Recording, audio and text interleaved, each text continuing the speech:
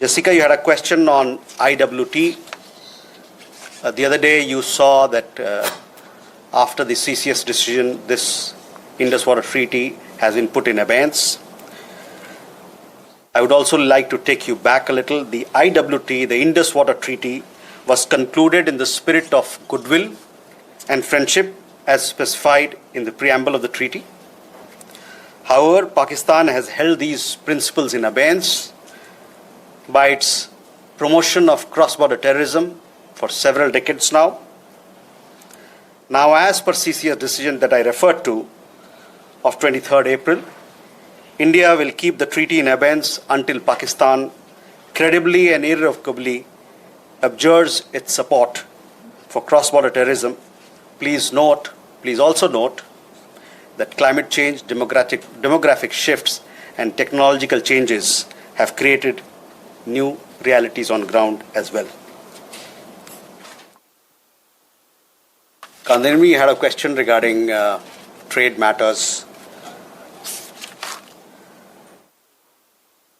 From the time of Operation Sindoor,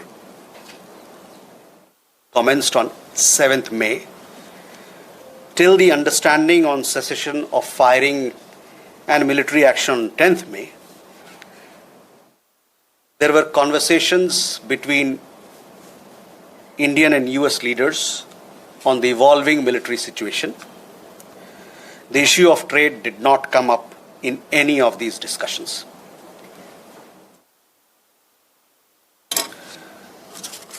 Siddhant, you had a question on the latest statement issued by the Pakistan Foreign Office. We have seen the statement made by the Pakistani side that a nation which has nurtured terrorism on an industrial scale should think that it can escape the consequences is fooling itself. The terrorist infrastructure sites that India destroyed were responsible not only for the deaths of Indians, but of many other innocents around the world. There is now a new normal. The sooner Pakistan gets it, the better it is. Shall we take more questions? Aditya?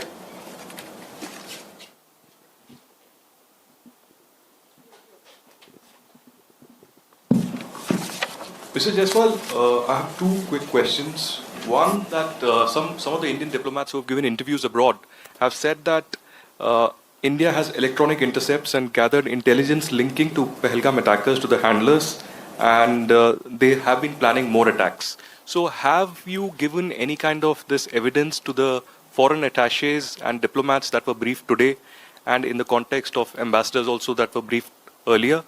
And yeah, that's about it. Megha?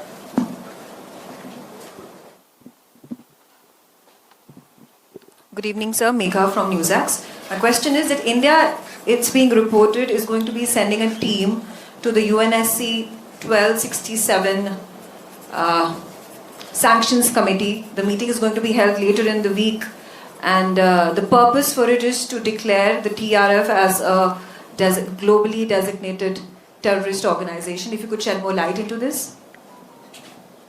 Okay. Rishabh?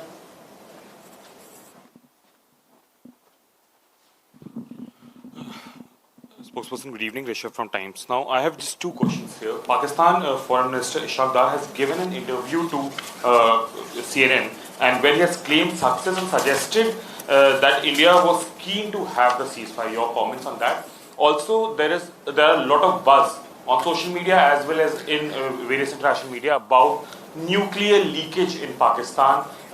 Can you shed some light on that as well?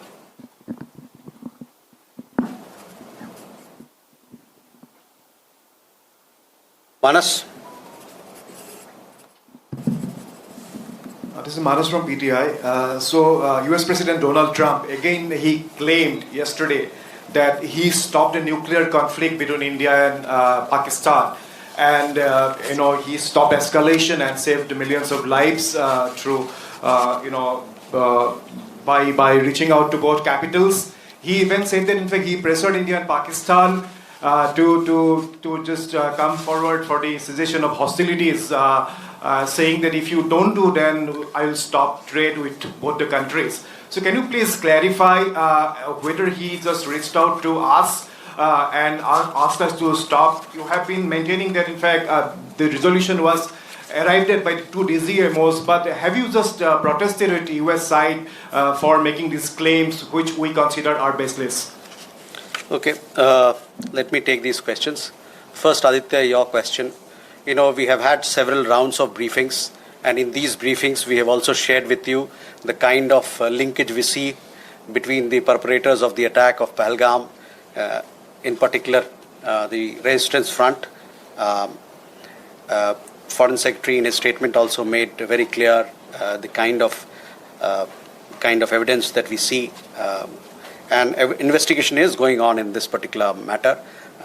You would have seen that TRF had taken responsibility, and then second day, twice they had taken responsibility, and thereafter, possibly at the behest of their handlers, they rolled it back. But TRF is one organization which is a front of the Lashkar-e-Taiba, and you would understand and perhaps be in the knowledge of it that we have been pursuing listing of TRF in the United Nations, by the United Nations Security Council, by the Sanctions Committee, UNSC 1267 Sanctions Committee.